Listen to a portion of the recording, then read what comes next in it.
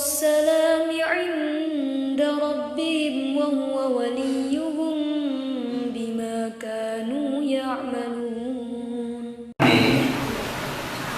Utawa rong dina au yaumaini utawa rong dina 2 hari qabla Ramadan ing dalem sadurunge Ramadan. Puasa 1 hari atau 2 hari sebelum bulan Ramadan itu hukumnya haram. Wakada iku koyok menggunung haram seperti sesuatu yang diharamkan, koyok menggunung haram saumun nisfisani utawi poso separone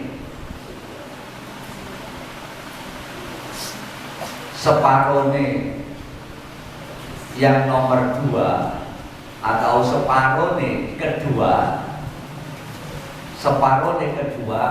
min sabana saking bulan Saban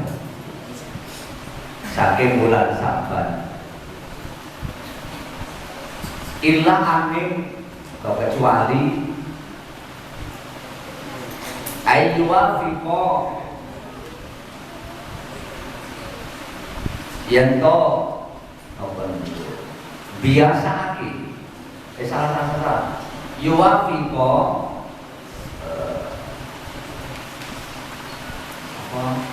nyocoki bahasa Indonesia nyocoki sekufu di bahasa Arabnya itu nyocoki adatan adat kebiasaan lalu kedua itu terhadap orang au yasilahu utawa nyambung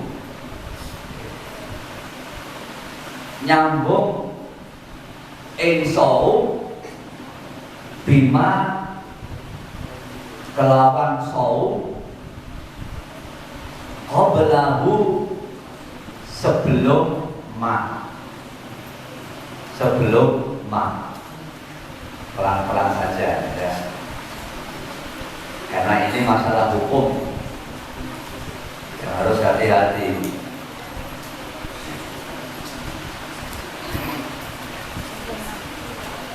Puasa di hari raya itu hukumnya haram, yaitu hari raya Idul Fitri dan Idul Adha. Idul Fitri berarti tanggal 1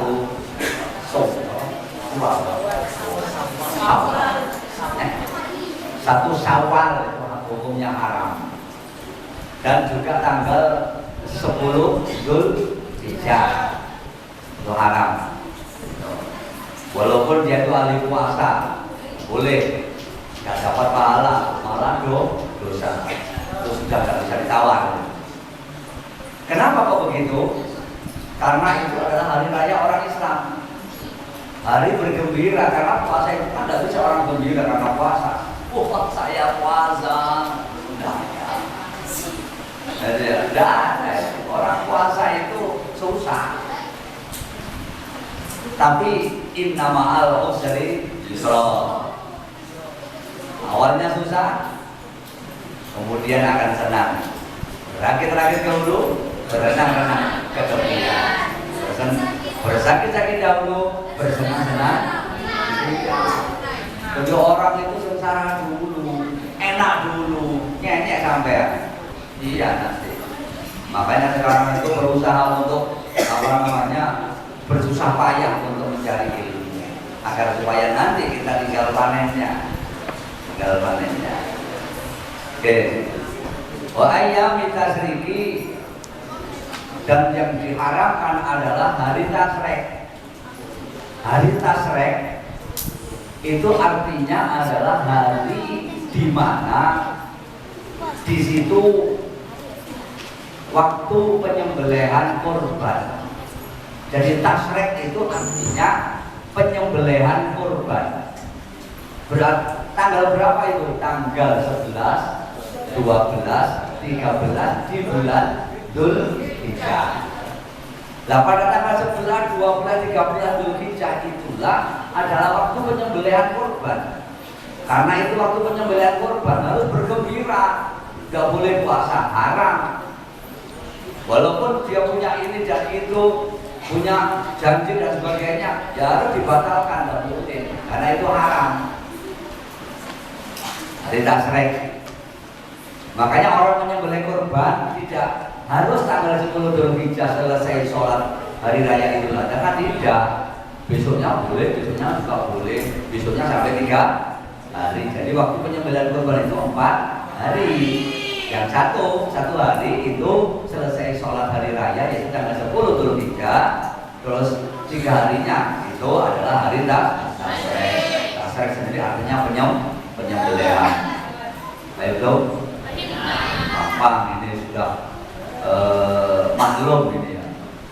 Wa shaumu yaumin wa au yaumaini qabla Ramadan.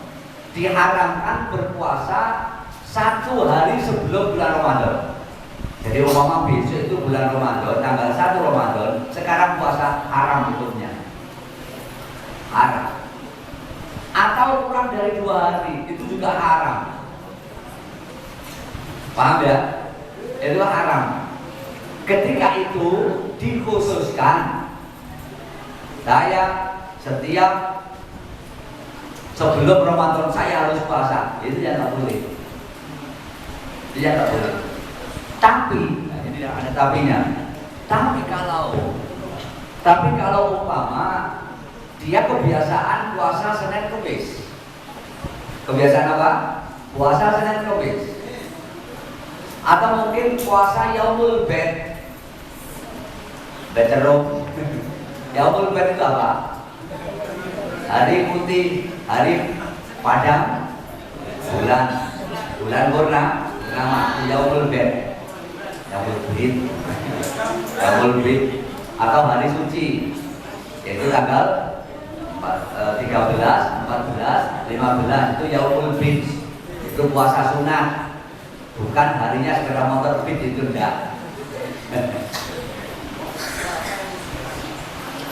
Tapi banyak orang itu yang kadang-kadang nggak tahu itu. Jadi kalau disambung dengan itu enggak apa-apa. Kenapa? Kok diharamkan? Di dalam buku itu saya pernah baca kitab. Kenapa kok diharamkan? Karena sebelum bulan Ramadan, bahkan pertengahan bulan Sa'ban. Sa'ban itu bulan apa? Sa'rudo. Bahasa Jawanya itu bulan Sa'rudo. Loh, Sa'ban itu kan rodanya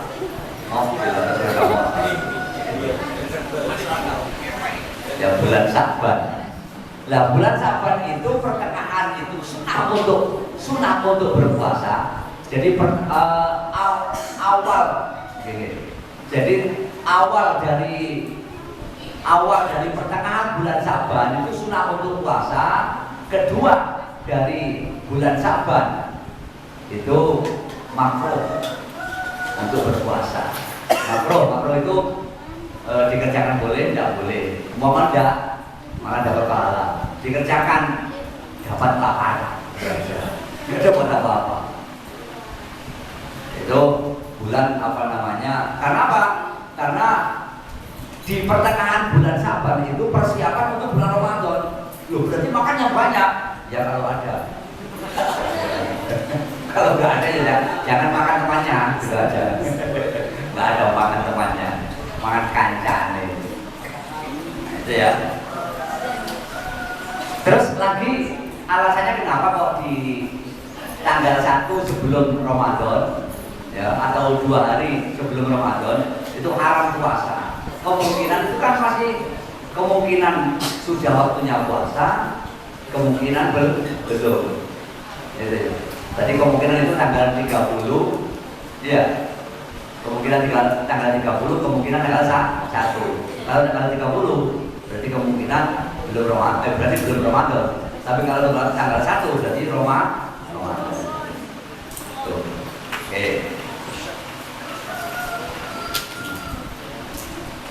Termasuk yang demikian itu yang termasuk diharapkan saumun nisfisani min Sya'ban. Jadi malah haram ini. Jadi puasa di separuh kedua di bulan Sya'ban itu haram. Di kitab lain itu makruh. Makanya disunahkannya itu di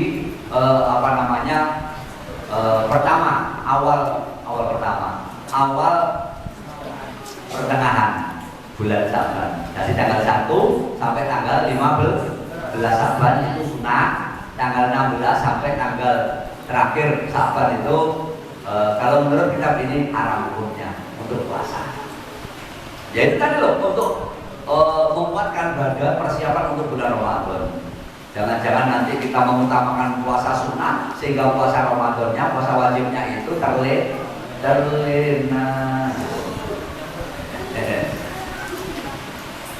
Itu ya. Oke. Itu penting.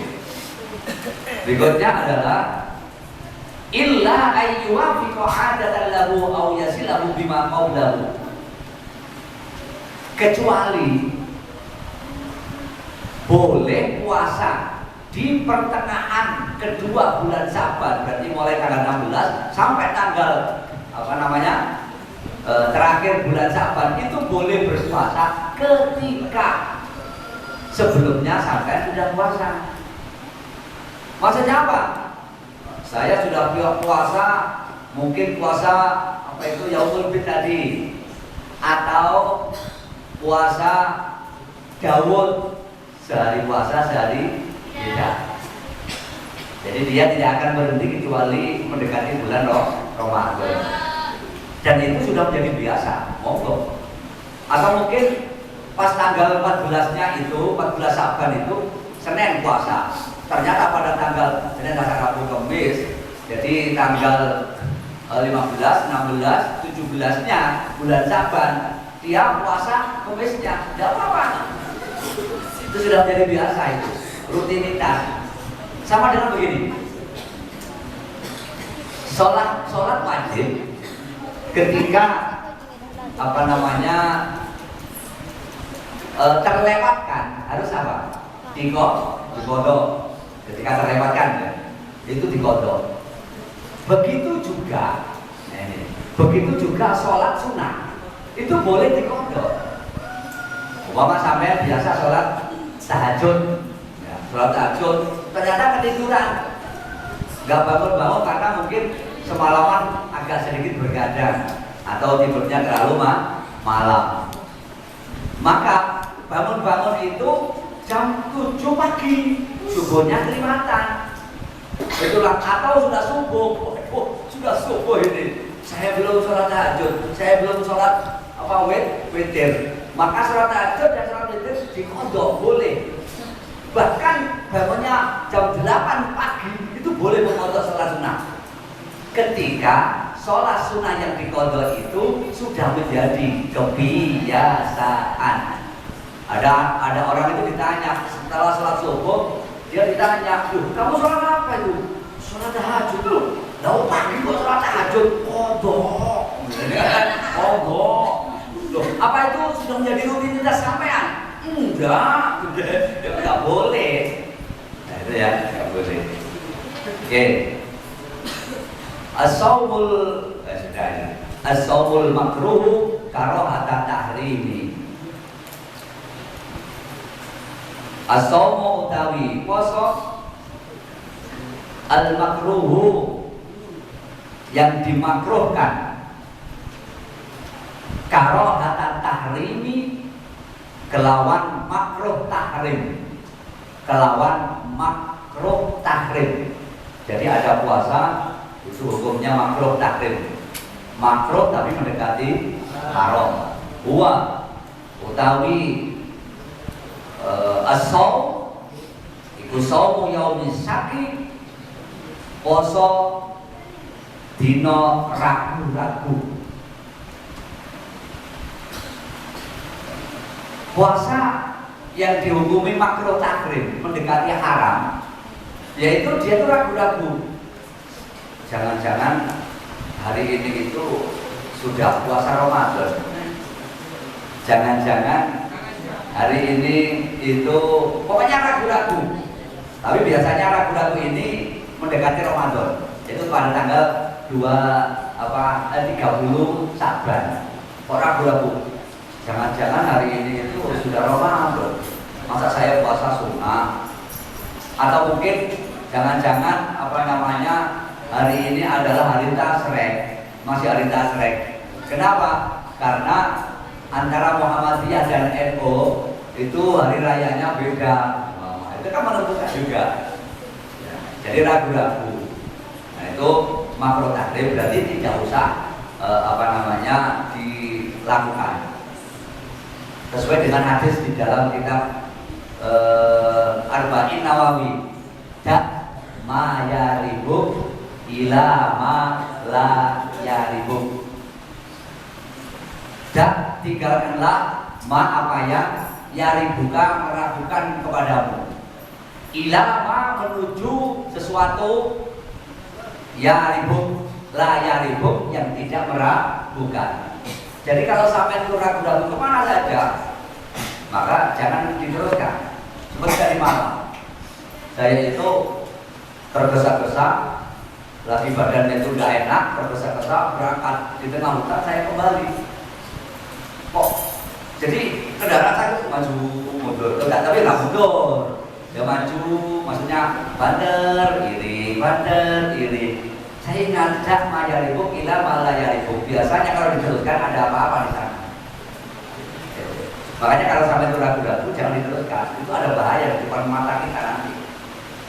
Wah, saya tuh ragu-ragu sholat mama. Ya nggak boleh. Saya kok ragu-ragu sedekah. Jangan-jangan udah diterima.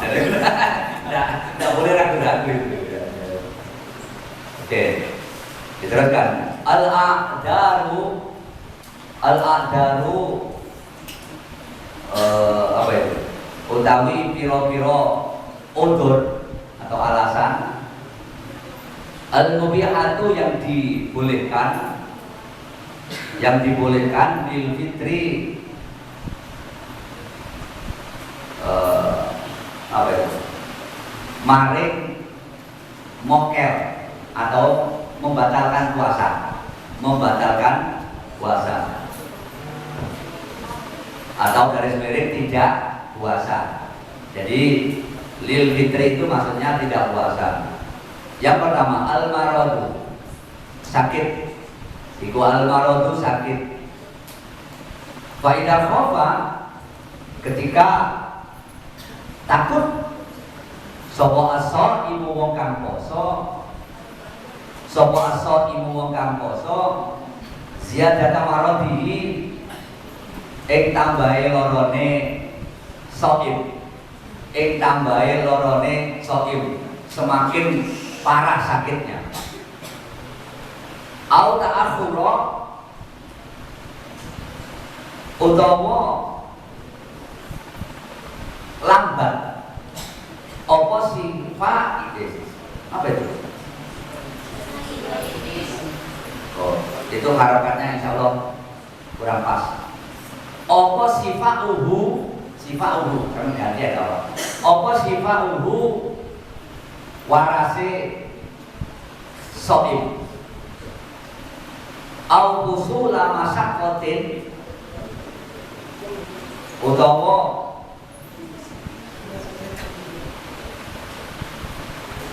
apa ini? Akhara alaihi al-qadau faqat. Au usula masyaqqatin, utawa sampainya kesulitan, sampainya atau terdapat kesulitan. Terdapat kesulitan. Aftara mongko mokel atau tidak puasa. Iku alaihi ing ngatasi shaim apa al-qadau salah susunan kalimatnya. Al-qadau utawi qada, fakot itu saja. Begini, ada beberapa yang diperbolehkan seseorang tidak melakukan puasa Ramadan. Yang pertama, alasannya ada itu. Yang pertama adalah karena sakit. Faidahu fasaimu ziyadatul marad. Ada orang sakit, terus masuklah bulan Ramadan. Ketika dia puasa, maka semakin parah sakitnya, dosa puasa. Tidak apa-apa, dosa takut. Nah biasanya orang takut untuk meninggalkan puasa karena dia bodoh. Makanya jadi orang bodoh itu paling gak enak. Jadi orang bodoh itu pokoknya gak enak. Jadilah orang itu pintar. Makanya saya dulu itu waktu ketika di SMP YPM, bahkan kelas 5 mulai di SMP YPM itu saya tidak mau untuk tidak ngaji sejam pun. Jadi pagi hari saya ngaji sampai siang, pada zuhur ngaji lagi, pada asar ngaji lagi, pada maghrib ngaji lagi, pada isya ngaji lagi, bahkan jam setengah 10 ngaji lagi sampai jam 12. Saya tidak mau untuk tidak ngaji. Gitu ya. Nah, karena apa? Karena sudah merasakan nikmatnya orang ngaji. Jadi orang itu kalau sudah merasakan manisnya mencari ilmu, dia tidak mau untuk meninggalkan. Kayak sampean sudah manis dengan baca Quran, sudah tidak mau meninggalkan kecuali nyawa lepas dari badan itu. Itu saya ingin hanya dengan Al-Quran. Jadi sakit itu ya sudah nggak usah puasa, santai aja, ya makan tapi ya jangan terang-terangan. Loh, kamu nggak puasa? Loh, saya sakit kok. Nggak boleh. Ya makanya ya jangan menampakkan diri itu ya. Karena itu menyakitkan bagi orang yang puasa. Atau ketika dia itu puasa semakin parah sakitnya, nah itu nggak usah puasa. Nggak apa-apa ya, santai aja ya, tidur aja boleh. Aukusula masakotin, atau ketika dia berpuasa dia semakin berat. Kenapa? Karena dia kerja berat. Makanya di Wonosalam itu kan pegunungan, orang kerja itu berat-berat. Itu ngangkat kayu, terus ngangkat ketela pohon. Itu satu angkatan itu bisa berbobot 1 kintal.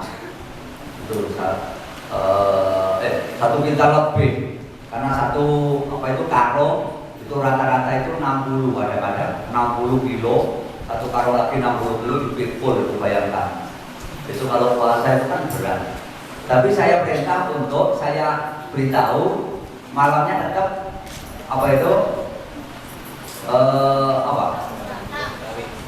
enggak, malamnya itu tetap sahur dan berniat puasa.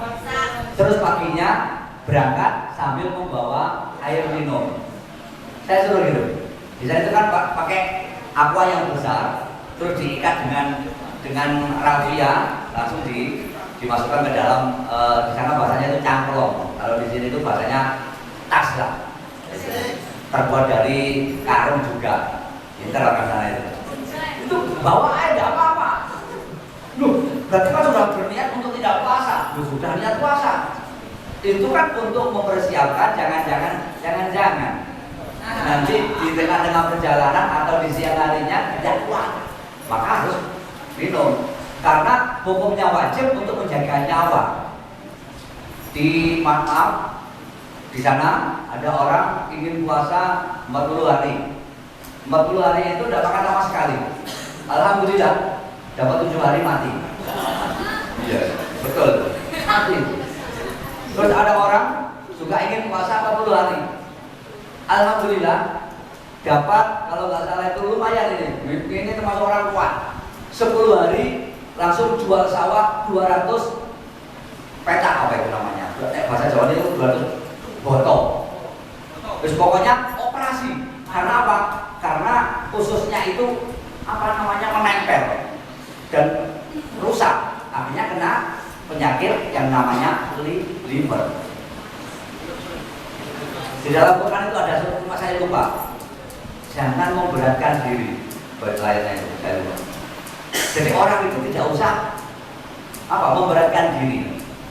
Kayak kemarin itu saya tuh ngomong-ngomong sama teman-teman ketika selesai sholawatan, selesai membaca Adibai, itu jagongan atau duduk-duduk santai-santai sambil makan jajan-jajan gitu. Sholawatannya paling 1,5 jam, tapi tengok-tengoknya itu ya, duduk-duduknya, nyantai-nyantainya bisa sampai, kan selesainya jam 9:30, biasanya itu pulang jam 11, jam 12 baru pulang, nyantai. Terus saya bilang gini, Pak, urip itu dinikmati, Pak. Urip itu apa? Dinikmati. Jangan pusing-pusing orang hidup itu. Lalu bahkan kemarin itu pas ngaji, padahal ini kitab ini. Lalu saya ajak saya mengatakan, jadi orang Islam itu jangan merasa berat. Enjoylah jadi orang Islam, enak jadi orang Islam itu. Kalau ada orang merasa hari ini jam 6 sholat maghrib, nanti jam 7 seperempat isya, nanti malam hari sholat tahajud, terus besoknya berat. Jangan begitu. Kita santai aja. Ingin sholat tahajud ya sholat tahajud, kalau enggak ya tidur aja.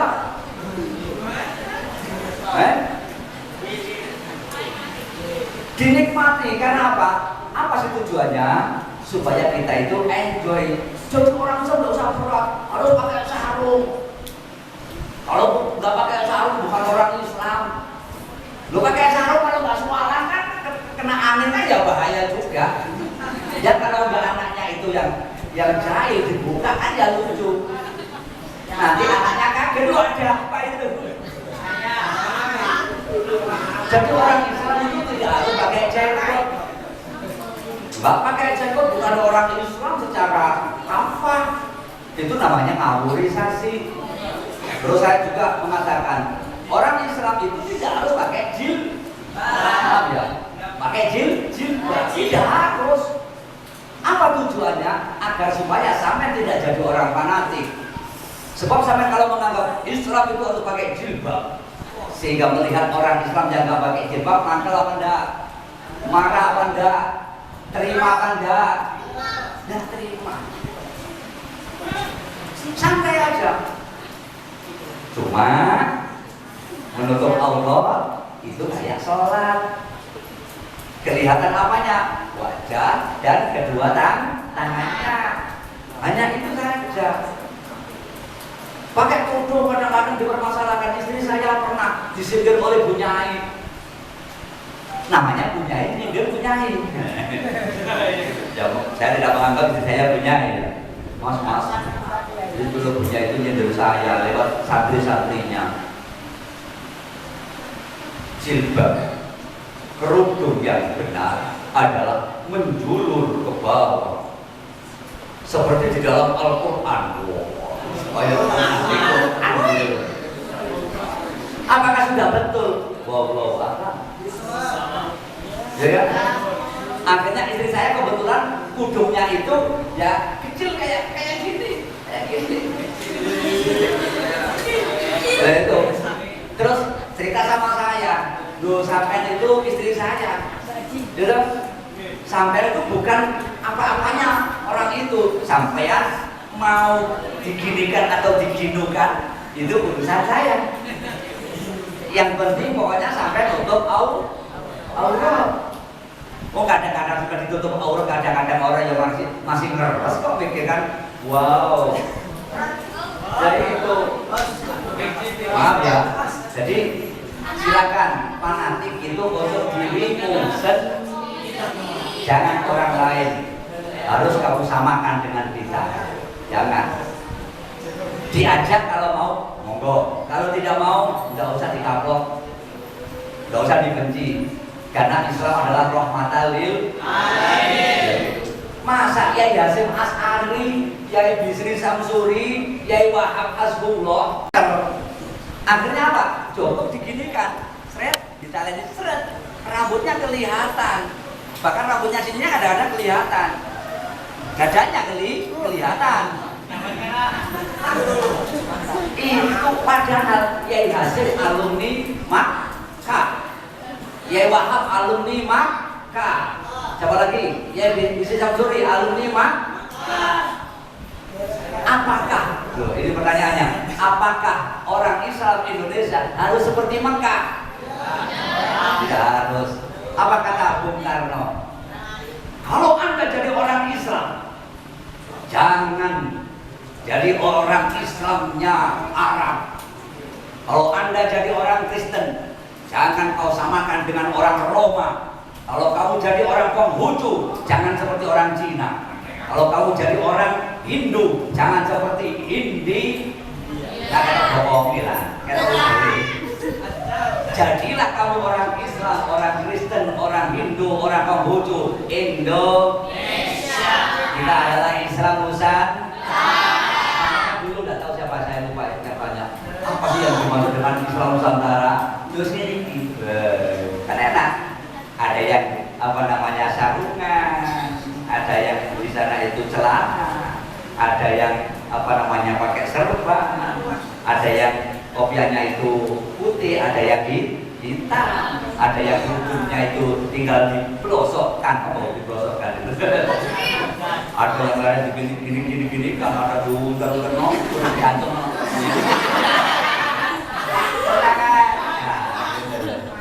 Akhirnya santai. Kita jadi orang Islam itu tidak mencicil begini. Karena saya itu pernah ditanya, ada seorang guru itu tanya, Ustaz, saya tanya, Islam kok menakutkan? Itu kan bagi mereka yang menakut-nakuti gitu aja. Saya bilang gitu, Islam itu sederhana, Islam itu menyenangkan, bukan menakut. Kayak hantu aja kadang-kadang nggak takut. Ya, gitu saja. Gitu ya. Jadi terus bagi mereka yang berat untuk berpuasa karena kerja berat, nggak usah puasa. Tapi nanti selesai bulan Ramadan harus dikodok. Orang sakit harus kodok. Orang yang nggak kuat puasa di bulan Ramadan, pas ketika kuat puasa di bulan di luar bulan Ramadan, beres. Nggak usah puasa. Cuma ya tetap kalau makan itu jangan menampakkan diri pada orang lain yang berpuasa. Lanjutannya Bismillahirrahmanirrahim.